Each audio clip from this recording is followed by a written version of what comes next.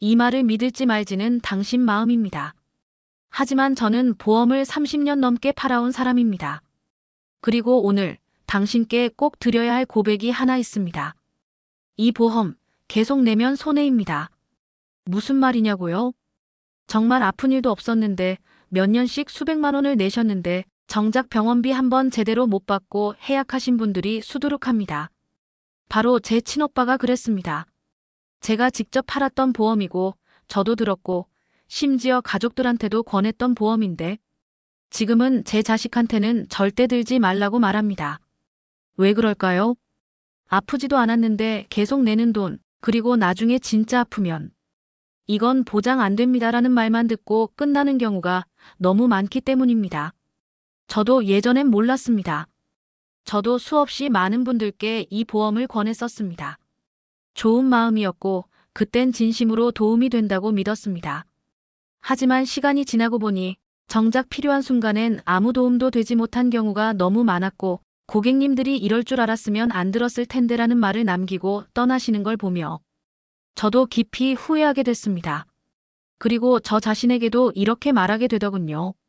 그때 그 돈으로 국밥을 사 먹었어도 이보단 낫겠더라고요. 그래서 지금은 늦었지만 진심으로 조언드립니다. 당신의 보험, 지금 이대로 두면 손해보실 수 있습니다.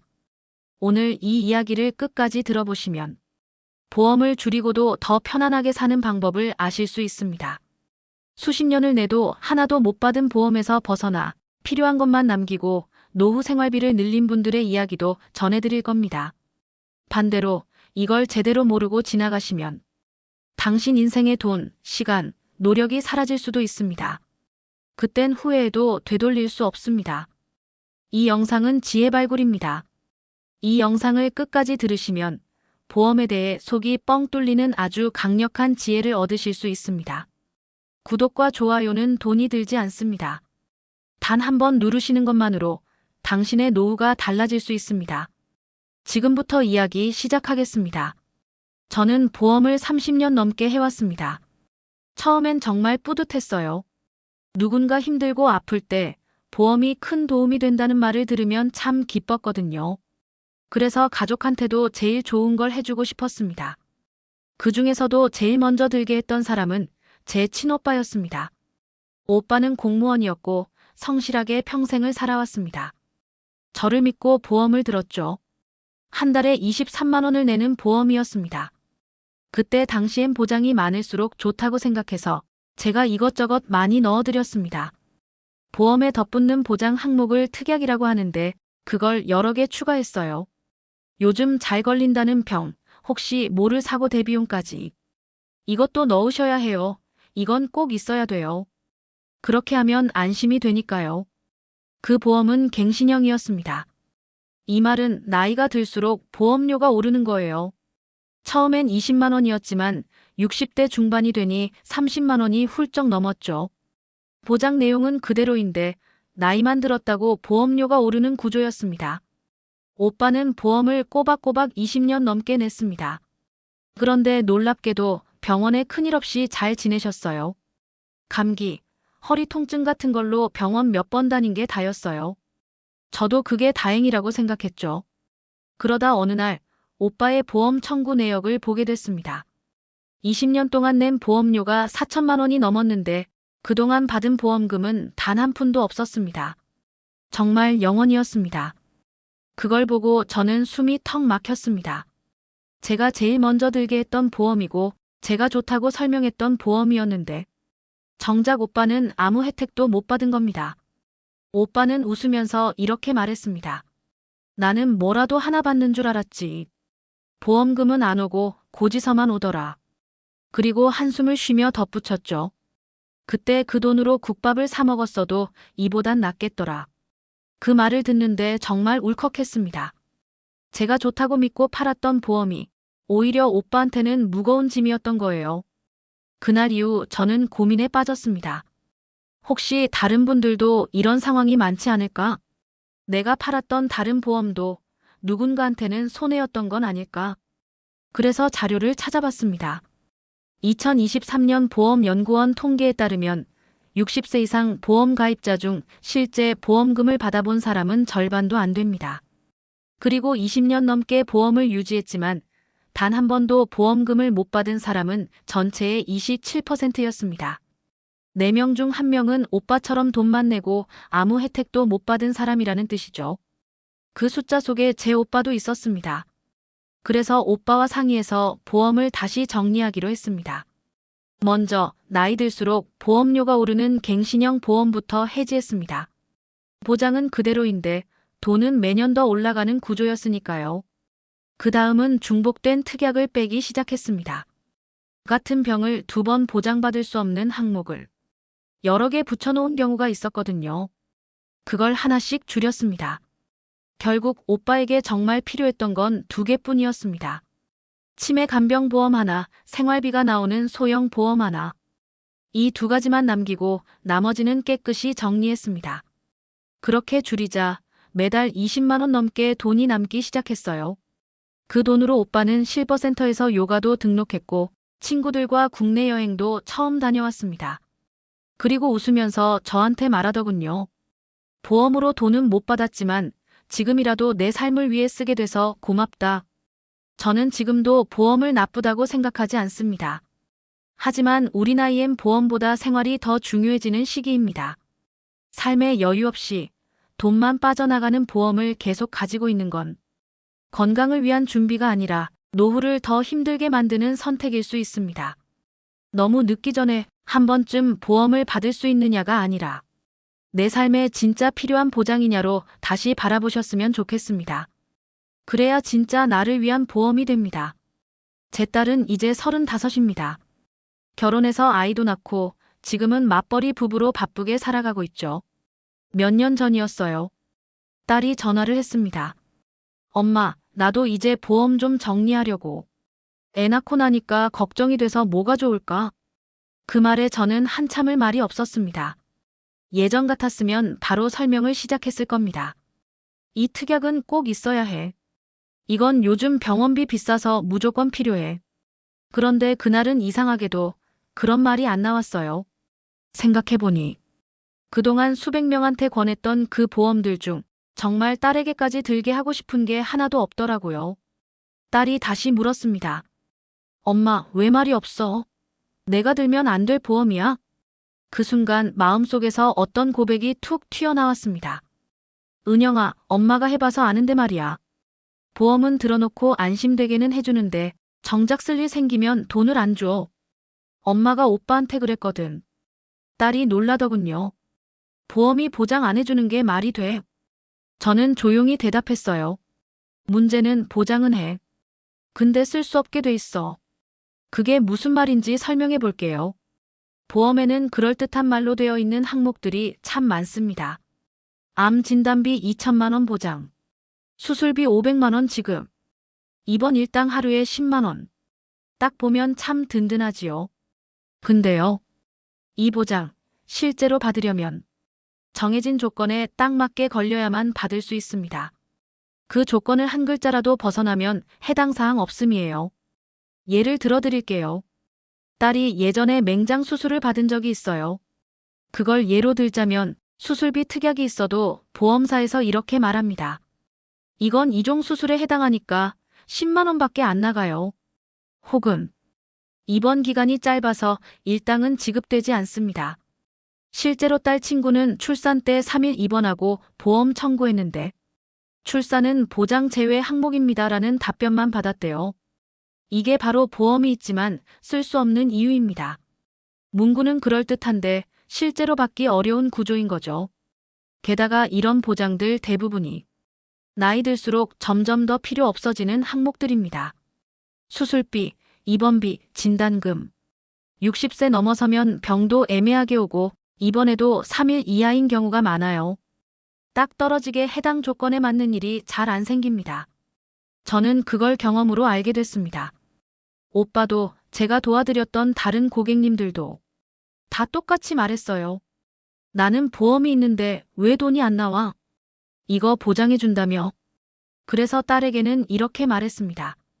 은영아, 엄마가 너한텐 보험 딱 2개만 추천할게. 하나는 치매 간병비, 하나는 너랑 아이가 갑자기 아프거나 다쳤을 때 긴급하게 쓸 수 있는 간단한 의료비 보장. 그 외에는 안 들어도 돼. 딸은 의외로 고맙다며 웃더군요. 엄마, 진짜 보험 설계사 맞아. 지금은 진짜 엄마다, 은영아. 저는 그날 이후로 마음이 편해졌습니다. 누구보다 많이 팔았던 사람이지만 이제는 진짜로 필요한 보험만 권하는 사람이 됐다고 생각했거든요. 어르신 여러분, 저는 감히 이렇게 말씀드리고 싶습니다. 당신이 지금 들고 있는 보험, 당신 자식에게도 들게 하시겠습니까? 만약 글쎄 하신다면 그 보험은 지금 정리하셔야 할 때일지도 모릅니다. 저도 그랬고 많은 분들이 그랬습니다. 이제는 보장보다도 쓸 수 있는 보험, 그리고 내 생활에 맞는 보험이 필요합니다. 그게 바로 딸에게는 절대 권하지 않은 보험의 진짜 이유입니다. 꼭 끝까지 들어주세요. 이 이야기는 보험을 드셨던 분이라면 누구나 한 번쯤 겪을 수 있는 일입니다. 게다가 이걸 미리 알았더라면 진짜로 도움됐을 텐데 하는 그런 안타까운 사연입니다. 제가 몇 년 전에 만난 한 고객님이 계십니다. 올해 71살 되신 남자분이었어요. 경기도 외곽에서 혼자 분식집을 오래 운영하시다가 몸이 힘들어서 가게 문을 닫으셨대요. 그분이 저를 찾아오셔서 보험금 좀 받았는데 이상하게 생활이 더 힘들어졌어요. 이렇게 말씀하시더군요. 저는 깜짝 놀랐습니다. 분명히 보험금이 들어왔으면 생활이 좀 편해졌어야 하잖아요. 알고 보니까 그분은 위암 진단을 받고 수술도 잘 끝내고 보험금으로 2천만 원 넘게 받으셨어요. 그런데 그 다음부터 일이 꼬이기 시작한 겁니다. 먼저 기초연금이 깎였습니다. 갑자기 돈이 들어오니까 정부에서는 이분은 여유가 있다고 본 거예요. 복지센터에서 받던 의료비 지원도 끊겼고 병원에서 할인되던 것도 사라졌어요. 그리고 얼마 후 세무서에서 고액 수령자 확인이라는 이름으로 소득 신고 관련 문서가 날아왔습니다. 보험금은 사실 소득이 아니거든요. 그런데도 돈이 한꺼번에 들어오니까 국가 시스템에서는 있는 사람처럼 처리된 겁니다. 그분은 저한테 이렇게 말했습니다. 선생님, 보험금 받을 땐 좋았는데 그 다음부터 혜택이 다 끊기고 결국 생활이 더 팍팍해졌어요. 이게 정말 말이 안 되는 것 같지만 실제로 종종 일어나는 일입니다. 보험이란 게 받을 땐 참 뿌듯하죠. 근데 막상 받고 나면 생활에 도움이 되는지 아닌지는 또 다른 문제라는 걸 저는 그때 처음 느꼈습니다. 그래서 이 얘기를 듣고 계신 여러분께 정말 중요한 말씀을 드리고 싶어요. 첫째, 보험금을 많이 받는 게 다 좋은 건 아닙니다. 특히 한꺼번에 많이 받으면 정부에서 주는 연금이나 복지 혜택이 줄어드는 경우가 있어요. 이건 보험회사에서는 절대 알려주지 않습니다. 둘째, 병원비 많이 받았다고 좋아할 일이 아닙니다. 실손보험은 병원비를 많이 받으면 다음에 보험료가 확 올라가는 경우가 많아요. 병원에 자주 갈수록 이분은 위험군이다라고 분류돼서 보험료가 2배, 3배까지 오르기도 합니다. 셋째, 보험금이 생활을 책임져 주는 건 아닙니다. 정작 그 돈을 어떻게 쓰느냐, 그리고 그 돈이 들어온 다음 내가 어떤 혜택을 잃게 되는지를 알아야 합니다. 그 고객님은 그 후로 보험을 하나씩 정리하셨어요. 갱신될수록 돈이 올라가는 보험은 해약하고 소득에 영향 없는 소액 보험만 남기셨어요. 그리고 매달 조금씩 들어오는 생활비 지원 보험으로 바꾸셨습니다. 그분은 지금 이렇게 말씀하세요. 보험금 많이 받는 것보다 내 생활에 도움이 되는 보험이 최고입니다. 여러분, 보험은 받기만 하면 되는 게 아닙니다. 받고 나서 내 생활이 괜찮은지, 내 혜택이 유지되는지가 더 중요합니다. 지금 당신이 갖고 있는 보험, 정말 도움이 되고 계신가요? 아니면 오히려 발목을 잡고 있는 건 아닐까요? 다음 이야기는 조금 조심스럽게 시작해야 할 것 같습니다. 왜냐하면 제게 이 말을 처음 꺼낸 분도 한참 망설이다가 말씀하셨거든요. 선생님, 사실은요. 제가 보험 하나를 아내 몰래 해약했어요. 처음엔 깜짝 놀랐습니다. 무슨 큰일이라도 난 줄 알았죠. 하지만 이야기를 들으면 들을수록 이건 몰래가 아니라 어쩔 수 없이 혼자서 내린 용기 있는 결정이었습니다. 그분은 올해 73이신 남자분이었습니다. 아내분과 함께 연금으로 조용히 살아가고 계셨는데 보험이 4개나 있었어요. 그중 하나는 한 달에 38만 원씩 나가는 보험이었습니다. 그 돈이면 한 달 식비가 절반인데 보험료로 계속 나가고 있었던 거예요.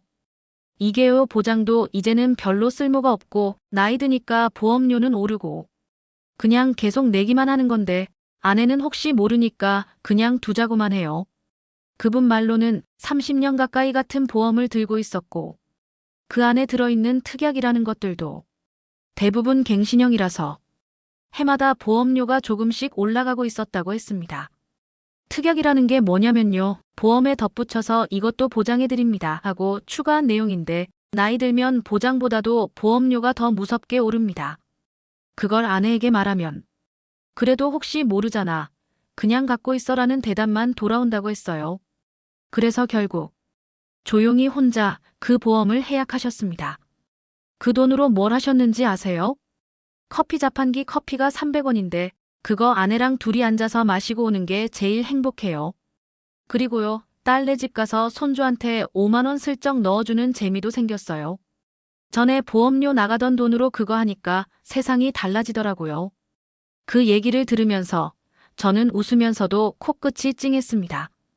보험을 줄이니까 단순히 돈이 남는 게 아니라 부부 사이도 가족관계도 조금씩 따뜻해진 거예요. 몇 달 후 아내분이 저한테 전화를 하셨습니다. 처음엔 섭섭하셨다고 해요. 왜 나 몰래 그랬냐고요. 그런데 몇 달을 지켜보니 남편 얼굴에 생기가 돌고 집안 분위기도 좋아지더라는 겁니다.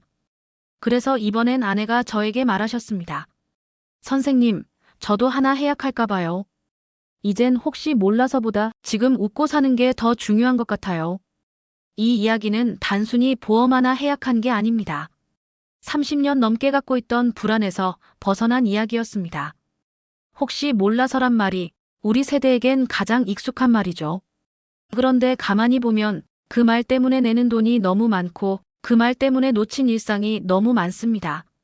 보험은 불안을 줄이기 위한 거지 불안 때문에 붙잡고 있어야 하는 건 아닙니다.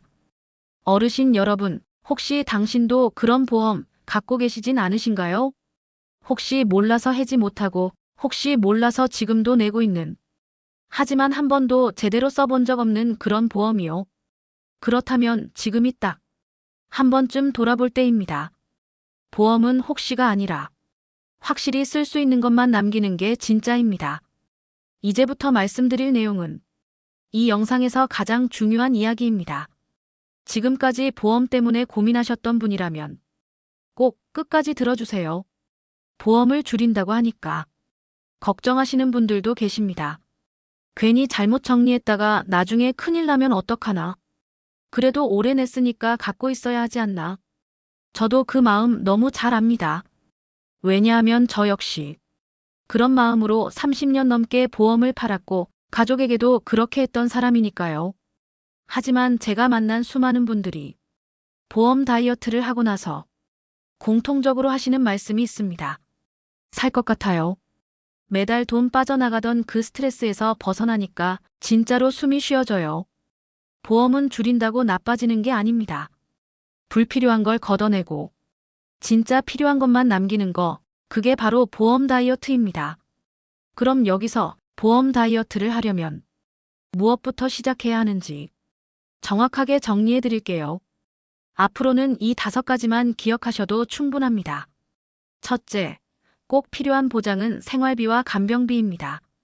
60대 이후부터는 수술비보다 생활비가 더 중요해집니다. 매달 고정적으로 나오는 소액의 생활자금 보험, 치매 간병비나 요양생활비는 꼭 남겨두세요. 이건 병원비보다 더 현실적인 돈입니다. 둘째, 갱신형 보험은 가능한 정리하세요.